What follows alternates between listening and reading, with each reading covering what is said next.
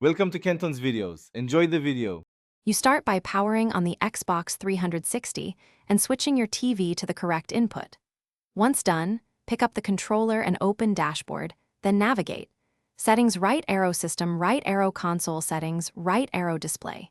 You do this so the console and TV negotiate resolution and overscan options. Make sure you're using HDMI for best results. If using component, expect limited resolution choices. This initial setup gets the console talking to the TV and exposes the screen size controls you'll modify next. You now choose the TV type and screen format. In display, pick HDTV only if your TV supports 720p/1080i/1080p. Otherwise, choose standard TV. Once selected, set screen format to widescreen or standard so the console uses the correct aspect ratio. Next, adjust resolution to the highest compatible option and toggle letterbox or overscan settings. These reduce edge cropping.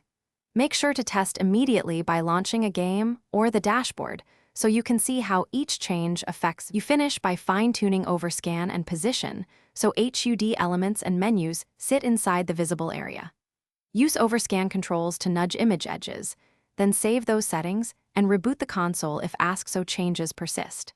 After restarting, confirm alignment in multiple games to ensure consistency. If things go wrong and the screen is blank or unstable, try an alternate cable or input, reset display to defaults in system settings, and power cycle the Xbox and TV. This resolves most handshake and resolution issues. Thanks for watching. Consider subscribing if we helped you.